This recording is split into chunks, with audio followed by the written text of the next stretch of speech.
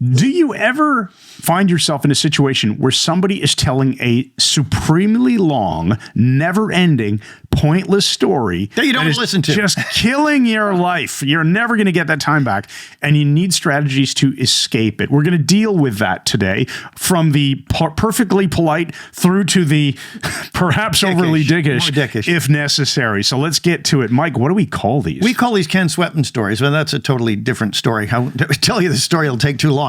But the thing is, this isn't just somebody who you know well telling you a pointless story. It could be a stranger. I saw this in a drugstore.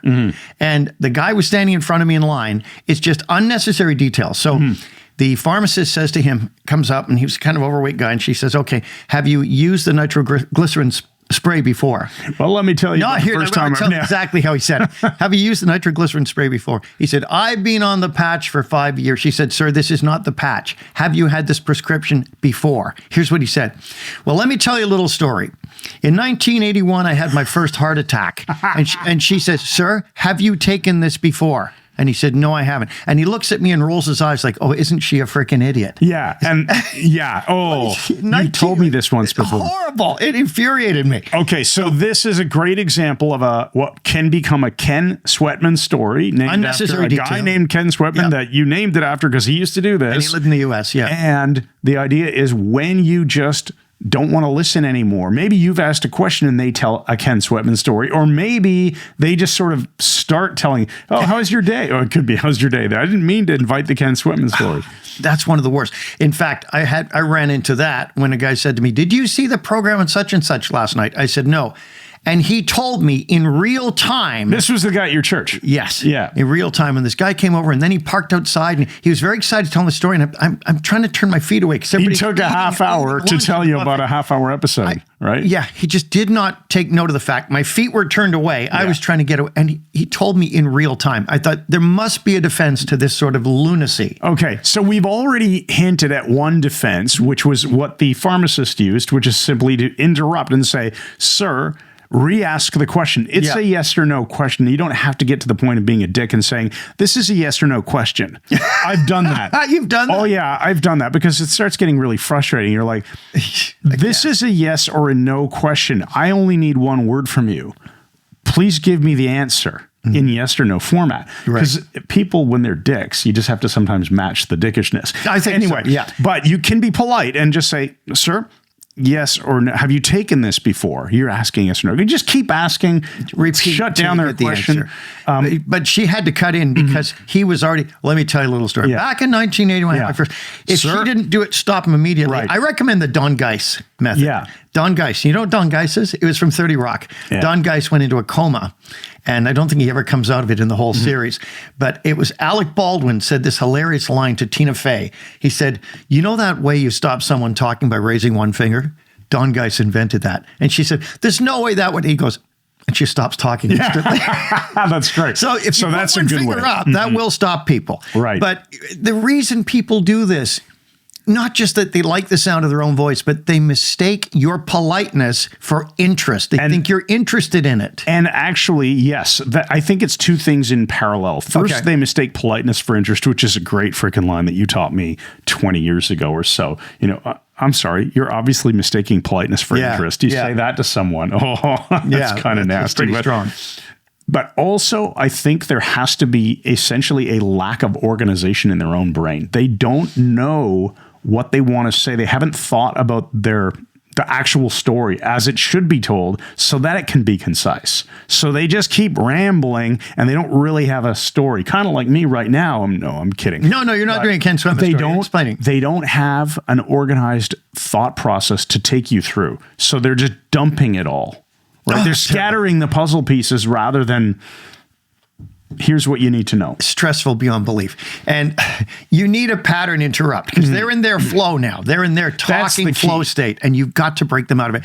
So we're going to say, first of all, you can ask great questions which will inoffensively draw their attention to their hogging the moment, which is Right. what they're doing. And so here's a great one. I just came up with this yesterday, and I'm really pleased with this. You say to them, put your finger up, stop, and you say, is this a rehearsal for a TED Talk you're planning on doing? Okay, so that gets into dickish. I mean, it's funny. Well, to me, that's not dickish yet. Okay. All right. So, but let's might be. maybe let's make sure we go right through the spectrum of, so a simple non-interruptive, not impolite is what I meant to say. Yeah. Pattern interrupt. Sir, putting your finger out, or as Melissa Tears would do in hypnotherapy when the clients are telling her too much information, Telling she their wants to story get to again. helping them. It's time to do the hypnosis now. She'll just say, stop. Politely, New York. Are you- yeah. Stop. Are you ready Are you to ready now fix to this? fix Yeah. this now? We've heard enough about it. Well, okay, stop. And she'll just stop them. So that is the polite, I think the most polite way very to do it. CBT as well. You just interrupt them politely and you re-ask the question, or you suggest that we get on to a more important point, right? Yeah, sure. Stop. This sounds really interesting. I don't have the time right now to give you my full attention that you deserve. Can we move on to such and such? So that's another Because way we to- should. Yeah. Right. Now, you can go into the bizarre. This is one I've used for years. I got it from Peter Cook, a British comic, hilarious. John Cleese called him the fastest wit in the world. Mm-hmm. And his is someone's going on about something. He says, well, look at that bird on Mrs. Coulthard's roof. Yeah. It's just Mrs. Coulthard. Look, You've been teaching that one since that's a great one. 1992. Even if there's no window. Yeah. Look at that bird on Mrs. Coulthard's roof. And it's What roof? What? Yeah. Yeah. What? Yeah. It throws them off. It's such a great pattern to That- interrupt. yeah. And it's inoffensive. Oh, that is great. I like when you say to me, this gets definitely into the more dickish. Okay. When you say, when are you going to begin the second half hour of this story? Or something like that. Oh no, here, I've got it here. It's the way I like to say is no, not when you're getting the second half hour. Take it to 15 minutes. Here it is. Before you begin the second 15 minutes of this story, tell me, does it actually go anywhere? And is there a point to this? Yeah. Second 15 minutes. In other words, you just wasted 15 minutes of my life I will never get back. And then That's pretty dickish. The ultimate of the dickish is, and then we should actually get to some serious ones too. The ultimate of the dickish is, please stop talking before one of us dies. Oh, yeah, I said that. That is one of yours with a for degree sure. of frustration. Yeah. Please stop talking before one of us dies. Yeah. And the implication is it's them. Either we're going to die of old age, or what? Yeah. While we're on the dickish ones, And we are. teach the invisible tie. Oh, the invisible tie. I came up with this years ago. It's great. You support an invisible tie with your hand. Here, I'll move your iPad so Okay. the camera Support sees the you invisible better. tie. Here, holding it, and you grab the knot that doesn't exist, and you adjust the tie, moving your eyes back and forth. So if Chris says something and he's doing a Ken Sweatman story, I'll take a moment and I'll go, not very interesting. And it works so well. If saying not very interesting is one thing, but to actually add the tie, not very interesting, it makes it much more devastating. Yeah. All right. So those are a little bit more of the dickish ways of handling it. So somebody you don't want to offend. What are your preferred go-to methods here? You just want to get out of this. You don't want to be a dick to them. You don't want to have them have bad feelings about you or anything like that. Not that you would care generally, Mike, but I care. Okay. But No, what would I'm you still do? in the middle of the road. It's a little bit dickish, but it gets the point. You say, I've invested a lot of time in listening to this story. How about you just tell me how it ends? Yeah, I would not do that. I'm I'd too definitely nice. do that. But that's a People good should one. have said that. I do really like, though, if you want to keep it simple, I suppose that simple finger up Yeah. or stop Yeah. and a polite request, whether it be, this doesn't really apply to me.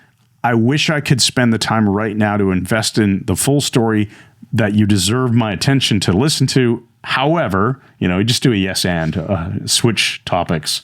That's good. The easiest way. Now, do it with congruence. Do it with intention.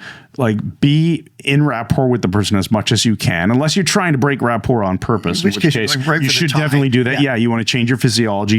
If they're they're leaning in and you're all being quiet, then you want to. really pissed off with me once because I did one on you. Yeah. In one of our brain software podcasts, and you shut it down and you chided me. Just the angriest I've seen you with, because you were starting to do a bit of a Ken Sweatman story. Yeah. I thought, and you caught me out of the corner of my eye, looking at my watch and going, like as though my watch had stopped. Yeah, it And wasn't went, a Ken That's Sweatman it. Stop. story. Yeah, It was. It was a turn. It was not 12 minutes into the story. All right. Well, we're going to tell a Ken Sweatman story about me telling a quick. That's right. No, That's right. All right. So those are some strategies that you can use to shut down people who are going on way too long, kind of like this video is now. Now. And some ways to do it in a fun to slightly dickish or maybe very dickish way if you want to, depending on how badly the person's pissing you off and how much you care and how much you care about being out of rapport with them forever, which might happen if you do some of those things. So with that said, use them at your own discretion. Enjoy your life, and we'll see you in the next video. Thanks once again, and good night.